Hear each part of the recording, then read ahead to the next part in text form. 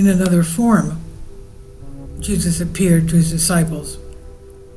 The Gospel says, according to Luke 22:36-53, that after the resurrection, 2 disciples of Christ were going from Jerusalem to Emmaus, and they were talking intensely with each other about Christ's passion and the resurrection of Christ. And then a stranger overtook them and asked him to join in their discussion, and they rebuked him because, although he was from Jerusalem, he did not know about the recent shocking events concerning Christ. To confess to him that they expected that Christ would be the liberator of the Jews from Roman slavery.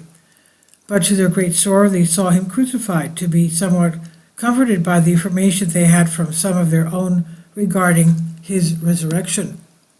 But then the unknown comes to rebuke them in turn. The unknown person rebukes them in turn, telling them that they are slow, because as it seemed from their words, they were incapable of understanding and believing in what the prophets of the Old Testament had said about Christ, and especially about the fact that the prophets did not speak of the worldly but of the divine glory of Christ, which would come precisely with his passion and resurrection.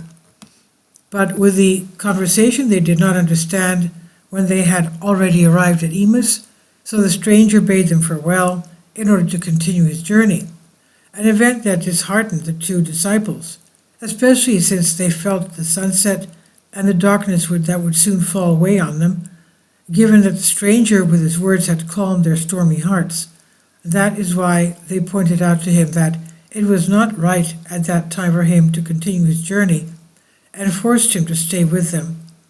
But when the time for the dinner came, the stranger took the bread and, according to the custom that Christ had, blessed it and distributed it to them, so that they would realize who their stranger was, who at that very moment disappeared from before them, so that they would say to each other, "Look out, what we do not get news that he was with us for so long.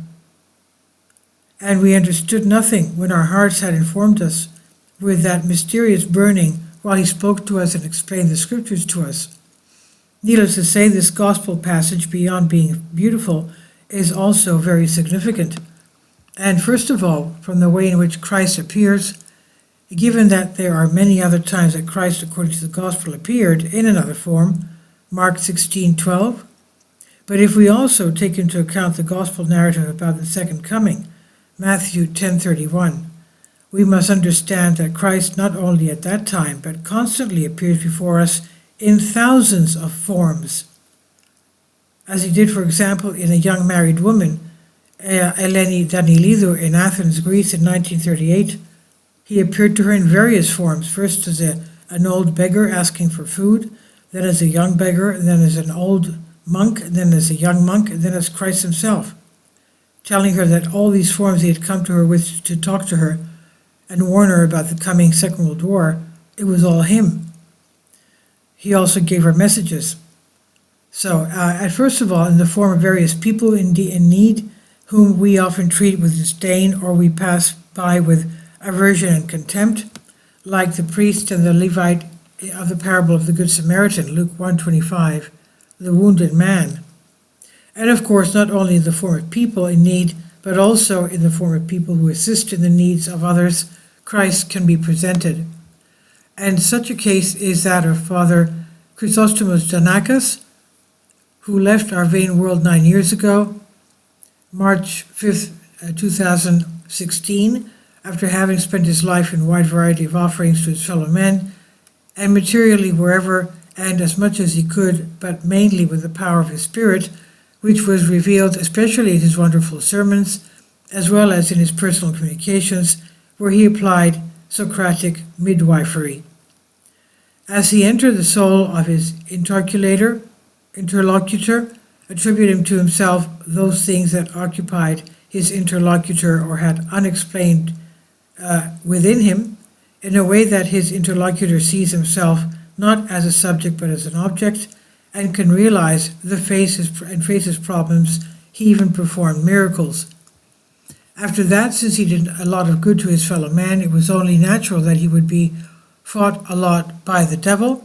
But as he had confided in me recently, and I knew from personal experience, The persecutions by ecclesiastical officials had left him with deep wounds. I do not know, of course, what happened in other dioceses, but I remember very well what he suffered here in northern Greece. Because on Father Sunday, in his sermons, he dared to say that the fathers of the church of old were not like the current ones, something that was considered an insult to the bishop, who, based on the words of the ruffians who had ruled the bishopric of northern Greece for about 50 years, gave him an unfavorable transfer to a mountain village which he was struggling to reach by foot. But they did not stop there. They also called the abbot of the monastery to which he belonged and blackmailed him into signing a slanderous libel against him, which the abbot did not only refuse, but also made public in terrible blackmails he suffered, a reality which forced Father Chrysostomus to abandon northern Greece. May Christ shine both for him who left bitter for the eternal journey, and for us who remained girded by diverse darknesses, the eternal light of his resurrection. Please leave your comments, and thank you for your support. Please support my Patreon account. The daily posts are 5 videos daily, and they are totally different from what I have on my YouTube channel. Thank you so much for your support and that you find all my content so interesting. You'll find the Patreon account details in the description box below.